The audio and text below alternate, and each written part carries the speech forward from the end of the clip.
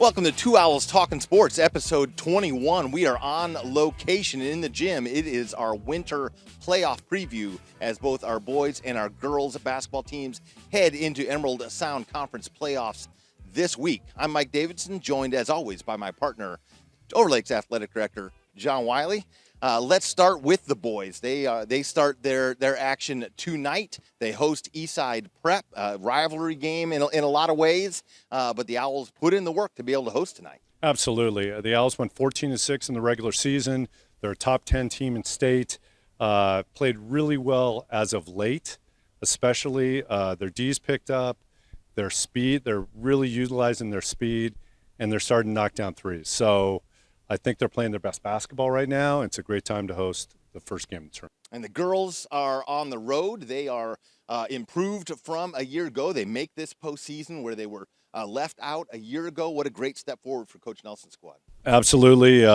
Three-game improvement over last year gets them the number 7 seed in the Emerald Sound Conference tournament. Tough opener, though. They got to go into the number 2 seed. Cedar Park Christian, that is a tough place to play. But here's the deal on the Emerald Sound Conference tournament. You have to win 2 before you lose 2. And it's a double elimination tournament. And, on the boys' side, they get to host, right? 3 seed. Then if they get by that, they would need to win one of their next 2, and then they go to state, which is somewhere they went last year and had a lot of success. But on the girls' side, they're going to be on the road the whole time, so they got to pull off a really big upset along the way. But, stranger things have happened. Remember our volleyball Absolutely. run? I was just thinking about that. Volleyball was an 8 seed and came within a game of state after winning a couple of them. So we're looking forward to all of it. And as promised, we have joining us today Coach Rick Nelson of our girls varsity basketball team. The Owls, Coach, are headed to the playoffs after missing out on the postseason last year. Congratulations to you on that effort. Thank you. It feels really good to be back in the playoffs. We played some of our best ball in this last month here, so we've really focused on just the things we can control, and it's really good to see us back. We're excited to be back. And Rick, is there a different playoff mindset for you? Does the team carry different goals at this time of year than they did during the regular season? Absolutely. Well, it's a brand new season. We started 0-0. The slate is clean.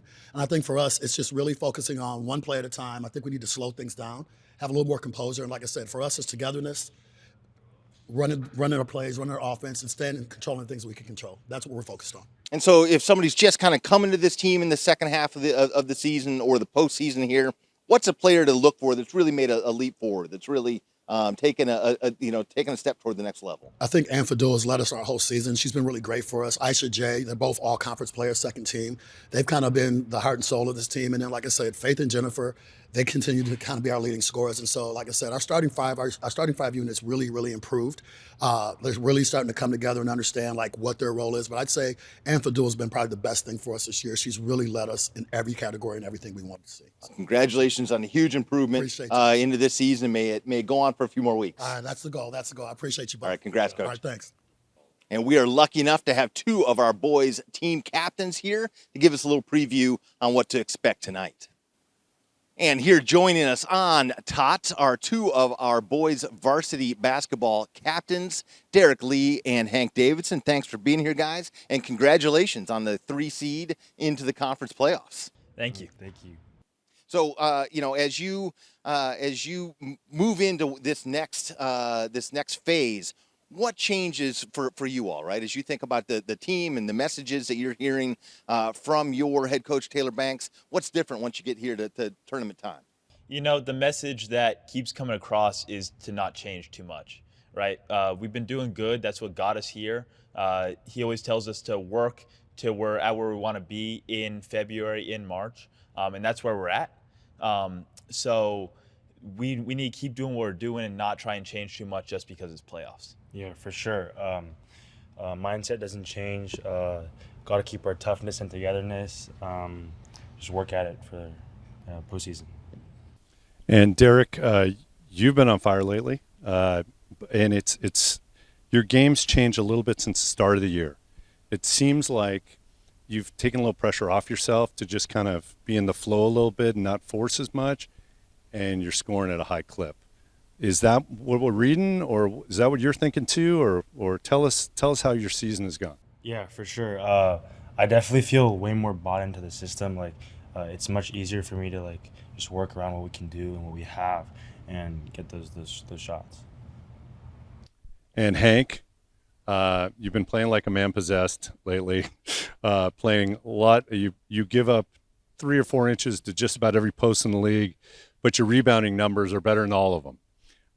What has got you a second wind come late January, February? It's really been my teammates. I've figured out that in the past couple games, if I'm able to get extra possessions for my team and lean on Derek and Xander and Carter and them to put the ball in the hoop, it's better for our team. And so being able to lean on them to execute the plays and to get the right shots has been great, and it's allowed me to do what I do best. And so,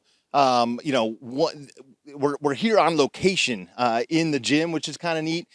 Beautiful facility for my money, the best 1A facility in the state. But you guys have had the chance to play a lot of other places, right? If you take the nest here out of contention, what are kind of some of the either underrated or favorite places to go play? CBC installed this nice light show recently. It's sweet. They got projections on the courts of every player on the starting lineup. I still think it's behind the Owl Nest, but it's up there. I gotta say, Northwest, like, even though they're kind of small and maybe cramped, I feel like that brings up the energy way more. They're like a balcony area where students just like bang on the fence. It's like Feels like you're playing in Rucker Park sometimes. yeah. How about Hoquiam? That was old school fun. It was like tall too. It was Yeah. really deep. Yeah, That was a good one. Solid gym. Both of you play multiple sports here at Overlake. Kind of curious, two-part question, answer whichever way makes sense to you. Is there something that you have taken from the philosophy or the culture of one of those other programs and made a part of your leadership in this program? Or is there something from this program that you've kind of cross-pollinated the other way? Baseball has had the opportunity to be in the playoffs a number of times the last couple of years and win a state championship. And the one thing our coach always brings back is that you want to, if you feel nervous about a game, you can always just make that into excitement. You get to choose that, right? And that's propelled our philosophy of playing loose. And that's allowed us to go into these big games where you would normally feel nervous and feel excited and ready to make a play. For me, our coach emphasized togetherness a lot and being vocal towards each other, and I feel like that's really important for me. I brought that into lacrosse as well, where I feel like just touches and being loud and cheering on for each other has become like normal. Okay, I got a question for you. Who's gonna emerge in the playoffs as a guy that we're not thinking about right now? Maybe hasn't been. You're in the mix at least regularly. Who are you guys featuring, or who's gonna step up come playoff time on your team? My money's on a Ben Berga. He's a fantastic on-ball defender, really quick, he runs our press really well. So when we get into these later postseason games where they have one or two really good guards that we just have to shut down to win, I think a Bem's going to get a lot of burn. I think Ethan's going to come back really strong. I think he's been out for a little bit with sickness and stuff, but he's going to come back. He's really important to us. His defense is great. He can score the ball. And so these guys will be in action in just a few hours on this court against Eastside Prep. If you can't be there tonight, and all of the Owls home games are on the NFHS network. Get the app and you can listen to a couple of the best play-by-play guys in the business. For my partner John Wiley, for Derek, for Hank, good luck tonight. Thanks for joining us. I'm Mike Davidson, and that's TOTS for today.